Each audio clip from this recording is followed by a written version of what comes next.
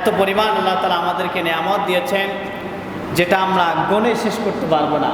আমরা যদি এই শুকরিয়া আদায় করতে চাই, এমনকি এই শুকরিয়া আদায় করতে গিয়ে যদি সমস্ত সাগরের পানিগুলোকে, নদী নালা খাল বিলের পানিগুলোকে কালি বানাই, আর সমস্ত গাছগাছালিকে যদি কলম বানিয়ে এর ব্যাখ্যা লেখা শুরু করি, প্রশংসা লেখা শুরু করি, আল্লাহ পাক বলছেন এগুলো শেষ হয়ে যাবে, এরপর আমার নেয়ামতের শুকরিয়া, ব্যাখ্যা, তাসবিহ, প্রশংসা, জিকির লেখা শেষ হবে না। সুবহানাল্লাহ।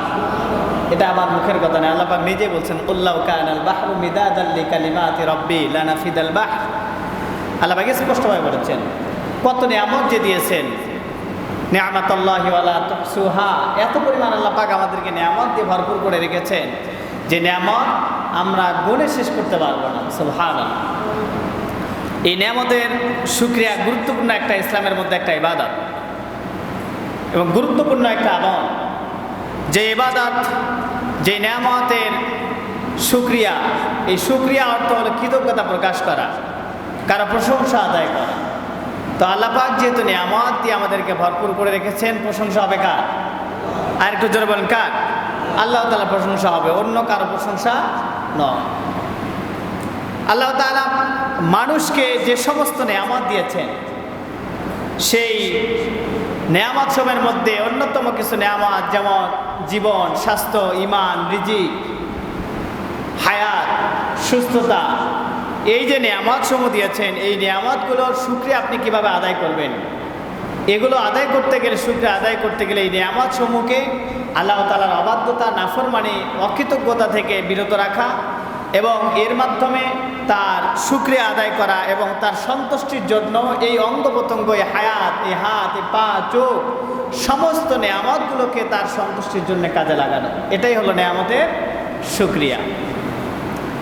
মুফাসসিরিন কেরামগণ এই নিয়ামতের শুকরিয়ার ব্যাপারে চমৎকার কিছু কথা লিখেছেন। তার মধ্যে দেখেন, মুফাসসিরিন কেরামগণ লেখেন যে ইন্নাল হামদা ওয়াশ শুকরা, নিশ্চয়ই প্রশংসা এবং কৃতজ্ঞতা, এটা হলো ইবাদাতুল আউয়ালিন ওয়াল আখিরিন। এটা সৃষ্টি জগতের শুরু এবং শেষের একটা আমল। সুবহানাল্লাহ। হয়তো বলতে পারবেন যে শুরু এবং শেষের আমল কেমন করে হলো? আমি পরবর্তীতে আয়াত দিয়ে কোট করছি, দেখেন এটা শুরু এবং শেষের এটা ইবাদত। এরপরে ইবাদাতুল মালাইকা, এটা হলো আল্লাহ তাআলা যত সৃষ্টিরা, যত ফেরেশতা রয়েছে, এটা হলো তাদের ইবাদত। সুবহানাল্লাহ। এরপরে ইবাদাতুল আম্বিয়া, এই ইবাদতটা হলো নিয়ামতের শুকরিয়া, এই ইবাদতটা হলো সকল নবী রাসূল, সকল আম্বিয়া আলাইহিস সালামের ইবাদত ছিল। সুবহানাল্লাহ।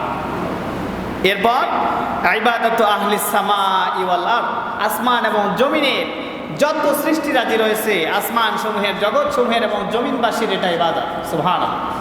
এরপরে ইবাদাতু আহলিল জান্নাহ, এবং যারা জান্নাতে যাবে তাদেরও এটা ইবাদত। সুবহানাল্লাহ।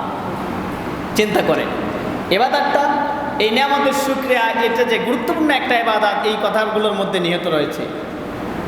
তার মধ্যে দেখেন ইন্নাল হামদা ওয়াশ শুকরা ইবাদাতুল আউয়ালিন ওয়াল আখিরিন, এটা সৃষ্টি জগতের শুরু এবং শেষের একটা ইবাদত। এই ইবাদতটা সকল আম্বিয়া আলাইহিস সালামগণ করেছেন। এটা জান্নাতবাসীদের একটা ইবাদত, ফেরেশতাদের একটা ইবাদত, আসমান সমূহের, জগৎ সমূহের ইবাদত, এবং জমিনের মধ্যে যারা বসবাস করে তাদের একটা ইবাদত। জবান ছেড়ে বলে সুবহানাল্লাহ। কিভাবে? দেখেন এই যে মানব জাতির যে যাত্রা শুরু হয়েছে,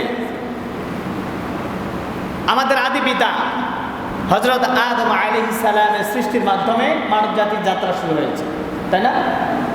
এই যে মানব জাতির যাত্রা শুরু হলো, আদম আলাইহিস সালামের সৃষ্টির মাধ্যমে আমাদের জাতি, মুসলিম জাতির যিনি আদি পিতা, তিনি হলেন আদম আলাইহিস সালাম।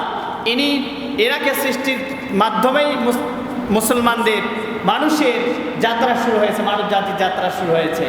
তাকে সৃষ্টি করার পর থেকে, পরেই হাদিসের মধ্যে যে কথাটি এসেছে যে আল্লাহ পাক তাকে যখন সৃষ্টি করলেন, করার পরে তার দেহর মধ্যে যখন রূহ ফুঁকে দিলেন, রূহ ফুঁকে দেওয়ার সময় তিনি হাসি করেছেন। হাসি করার পরে তিনি প্রশংসা করেছেন একজনের, তিনি কি? আল্লাহর প্রশংসা করেছেন, আলহামদুলিল্লাহ। এই কথাটি হাদিসের মধ্যে এসেছে। قال رسول الله صلى الله عليه وسلم لما خلق الله آدم আল্লাহ পাক যখন আদম আলাইহিস সালামকে সৃষ্টি করলেন, করার পরে ওয়ানাফাখা যখন ফুঁকে দিলেন ফিহির রূহ, তার মধ্যে যখন আল্লাহ পাক রূহ ফুঁকে দিলেন, এই রূহ ফুঁকে দেওয়ার পরে আতাব সাআদাত ফাকালা আলহামদুলিল্লাহ, রূহ ফুঁকে দেওয়ার সময় সঙ্গে সঙ্গে আতাসা, তিনি হাসি দিয়েছেন, আর হাসি দেওয়ার পরে পরে ফাকালা, তিনি উচ্চারণ করেছেন আলহামদুলিল্লাহ। প্রশংসা কার? আল্লাহর প্রশংসা। এই যে আল্লাহর প্রশংসা দিয়ে মানব জাতির সৃষ্টি শুরু হয়ে গেল, এই যে হাসি দিয়ে আলহামদুলিল্লাহ বললেন, এখানে ছোট্ট একটি আমল আমাদের জন্য রয়েছে। আমরাও যখন হাসি দেই, আমরা হাসি দিয়ে কি বলি? বলেন বলেন, আলহামদুলিল্লাহ বলি না? নাকি যারা বললেন না তারা কি বলি না নাকি? আলহামদুলিল্লাহ বলতে হয়। হাসি দিলে কি বলতে হয়? আলহামদুলিল্লাহ। আর এই হাসির জবাব যিনি শোনেন, তার উচিত কি? জবাব কি দিবে? ইয়ারহামুকাল্লাহ, মাশাআল্লাহ।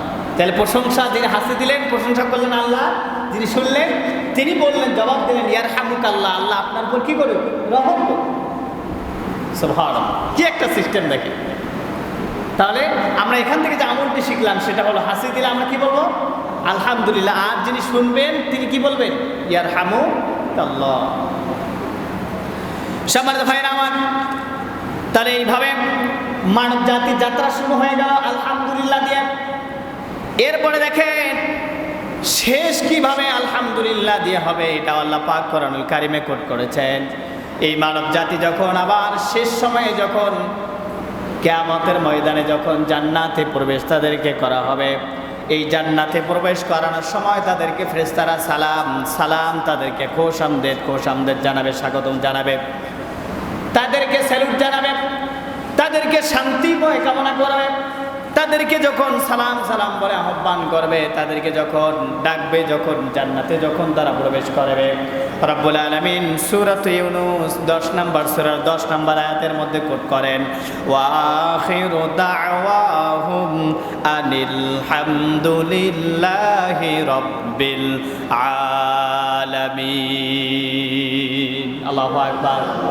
রব্বুল আলামিন বলেন, আর তাদের শেষ ধ্বনি হবে, শেষ কথাটি হবে, শেষ বাক্যটি হবে, শেষ যে শব্দটি তাদের জবান দিয়ে উচ্চারিত হবে, সেটা হলো সকল প্রশংসা, সমস্ত প্রশংসা একজনের, তিরিকে আল্লাহর প্রশংসা করবে। সুবহানাল্লাহ। চিন্তা করেন কি একটা আমল, নেয়ামতের শুকরিয়া দুনিয়ার শুরু থেকেই শুরু হয়েছে, আবার শেষেও কি হবে? আল্লাহর প্রশংসা হবে। সুবহানাল্লাহ। সম্মানিত ভাইরা আমার, এটা সকল আম্বিয়া আলাইহিস সালামের ইবাদত ছিল। আর আম্বিয়া আলাইহিস সালামের এই ইবাদতটা সবচেয়ে প্রিয় ছিল। আল্লাহ তাআলার প্রশংসা আদায় করা, শুকরগুজারি বান্দা হওয়া, এটা সকল নবীদের একটা পছন্দের আমল ছিল, প্রিয় আমল ছিল, মাহবুব আমল ছিল। তার মধ্যে দেখেন হযরত নূহ আলাইহিস সালাম, আপনারা সবাই ইতিহাস জানেন, ঘটনা জানেন। তার জামানায় তিনি যখন লোকদেরকে দাওয়াত দিলেন, যারা এই দাওয়াতে সাড়া দিল না, তাদেরকে আল্লাহ পাক শাস্তি দিয়েছেন।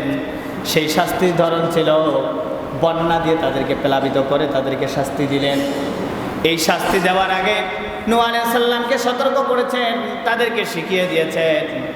আল্লাহ পাক বন্যা দিয়ে যখন তার জাতিকে শাস্তি দিলেন, নূহ আলাইহিস সালাম সহ তার অনুসারীদেরকে আল্লাহ পাক হেফাজত করলেন। বন্যা যখন শেষ হয়ে গেল, ওই সময় নূহ আলাইহিস সালাম আল্লাহর প্রশংসা করেছেন, আলহামদুলিল্লাহ। সুবহানাল্লাহ, সুবহানাল্লাহ। কি একটা নিয়ামত, কি একটা আমল দেখেন। এরপরে দেখেন হযরত ইব্রাহিম আলাইহিস সালাম যখন বার্ধক্যে উপনীত হয়েছে, একবারে শেষ বয়সে এসে সন্তান নেই, আল্লাহর কাছে শুধু চায়, আল্লাহ পাক দেননি। একবারে শেষ সময়ে সে যখন বার্ধক্য বয়সে উপনীত হয়ে গেছে, ওই সময় আল্লাহ পাক তাকে 2টা জিনিস দিয়ে সুসংবাদ দিয়েছেন। জবান ছেড়ে বলুন সুবহানাল্লাহ। কয়টা জিনিস?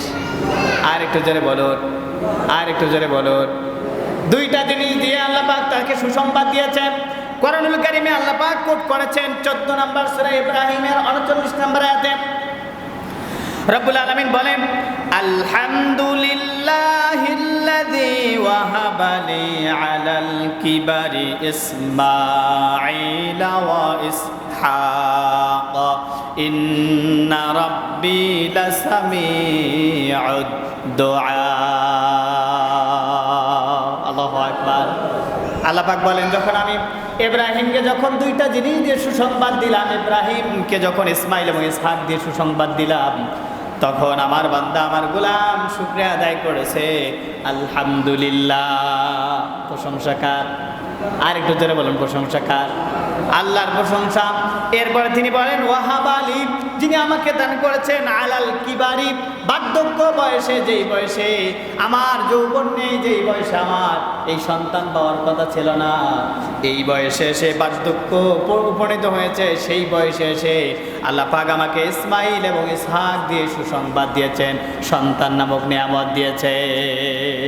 সুবহানাল্লাহ। এরপরে বলেন ইন্না, অবশ্যই, নিশ্চয়, রব্বি, আমার রব, লাসামিউদ দুআ, তিনি দোয়া শ্রবণকারী।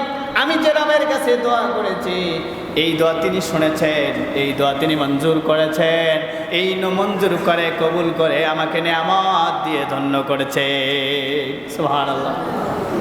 সম্মানিত ভাইরা আমার, তাহলে চিন্তা করুন, এই যে এইভাবে নিয়ামত দিয়েছেন, আর সকল আম্বিয়া আলাইহিস সালাম করে এইভাবে শুকরিয়া আদায় করেছেন। আমি যদি বাইদুল বলতে চাই, সকল আম্বিয়া আলাইহিস সালামের জীবনীতে এটা এক কথায় প্রিয় আমল ছিল।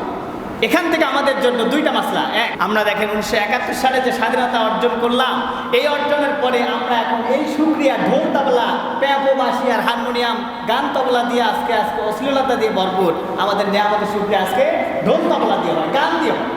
নাউজুবিল্লাহ। চিন্তা করেন, এত বড় নিয়ামত আমরা পেলাম, এটা উচিত ছিল আমাদেরকে আল্লাহর শুকরিয়া আদায় করা, আলহামদুলিল্লাহ, এবং এটাকে ওই দিন কমপক্ষে রোজা রাখা। যেমন করে মুসা আলাইহিস সালামকে আল্লাহ পাক যখন তার সম্প্রদায়কে সব বাহরে আহমর পার করে নিলেন, ওই দিনে আশুরার দিনে কি রেখেছে? রোজা রেখেছে, শুকরিয়া স্বরূপ। জালেমের জুলুম থেকে যখন আল্লাহ পাক মুক্তি দিলেন, ওই দিবসকে উপলক্ষ করে তিনি রোজা রেখেছেন, তার অনুসারীরা রোজা রেখেছেন। তা আমরা যে জুলুমের হাত থেকে পরিত্রাণ পেলাম 71-এ, আমাদের উচিত ছিল ওই দিনকে কেন্দ্র করে আমাদেরকে রোজা রাখা। কিন্তু আমরা কি করি?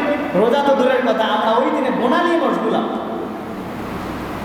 সম্মানিত ভাইরা আমার, এরপরে সর্বশেষ এসে আবার 24-এ যখন জুলুম থেকে আমরা পরিত্রাণ পেলাম, আমাদের উচিত ছিল, আমরা যেহেতু 90% মুসলিম বসবাস এই রাষ্ট্রের মধ্যে বসবাস করি, আমাদের উচিত এই 24-এর এই তারিখে, জুলাই, যে 36শে জুলাই আমরা যেটাকে বলি, এই দিবসকে আমাদেরকে শুকরিয়া আদায় করতে গেলে আল্লাহর প্রশংসা আদায় করা, কোরআন তিলাওয়াত করা, অথবা রোজা রাখার মাধ্যমে শুকরিয়া আদায় করা।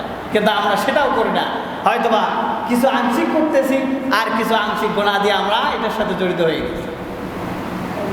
সম্মানিত ভাইরা আমার, আল্লাহ পাক আমাদেরকে এই জালিমের জুলুম থেকে যেভাবে পরিত্রাণ দিয়েছেন, এই শুকরিয়ার স্বরূপ যেন আমরা রোজা রাখতে পারি, তার প্রশংসা যেন, তার কৃতজ্ঞতা যেন আদায় করতে পারি, গোনা থেকে যেন মুক্ত রাখতে পারি জীবনকে, আল্লাহ পাক আমাদেরকে যেন তৌফিক দান করেন। আমিন। সম্মানিত ভাইরা আমার, 2 নম্বর যে শিক্ষাটা আমাদের জন্য, সেটা হলো আল্লাহ পাক ইব্রাহিম আলাইহিস সালামকে যখন শুকরিয়া সন্তান দিয়েছেন, তিনি কি করেছেন? আল্লাহর প্রশংসা আদায় করেছেন। তো আমরা যারা সন্তানের বাবা হয়েছি, পিতা হয়েছি, সন্তানের মা হয়েছি, আমরা কিন্তু ওই দিবসে সন্তানের জন্মদিনে কি করি? কেক কাটি, আয়োজন করি। দেখা যাচ্ছে সন্তানের জন্মদিবসে আমরা এলাকার লোকদেরকে ধুমধাম খাওয়া দাওয়া, ঢোল তাবলা বাজাই, এরপরে কেক কাটি। এগুলো থেকে আমাদেরকে কি রাখতে হবে? বিরত থাকতে হবে। এটা তো ইহুদিদের কালচার, এটা তো খ্রিস্টানদের একটা সংস্কৃতি। আমরা হিন্দুনি কালচার, ইহুদি খ্রিস্টানদের সংস্কৃতি, মুসলিম হয়ে এটা গ্রহণ করতে পারি না। আপনি বাবা, আপনি মা, আপনার উচিত সন্তান আল্লাহ পাক দিয়েছেন নিয়ামত, এর শুকরিয়া স্বরূপ আপনাকে রোজা রাখা। যাদের সন্তান নাই তারা না বোঝে সন্তানে কি মর্ম, কি দয়া, কি মায়া, কি ভালোবাসা। আপনি সন্তান আল্লাহ পাক আপনাকে দিলেন, কিন্তু আপনি শুকরিয়া স্বরূপ কি আদায় করতেছেন, এটা একটু ভেবে চিন্তা করা দরকার, ভাবা দরকার। এর জন্য ইব্রাহিম আলাইহিস সালামের জীবনী থেকে, এই আমল থেকে আমাদেরকে শিক্ষা নেওয়া দরকার। আমরা যেহেতু মুসলিম জাতি, আমাদের মুসলিম জাতির পিতা ছিলেন ইব্রাহিম আলাইহিস সালাম, তিনি যেমন শুকরিয়া আদায় করেছেন, আমরা এই সন্তান নামক নিয়ামত আল্লাহ পাক যে আমাদেরকে দিয়েছেন, এটা পাওয়ার পরে অবশ্যই শুকরিয়া স্বরূপ রোজা রেখে আদায় করা দরকার। করা যাবে তো ইনশাআল্লাহ?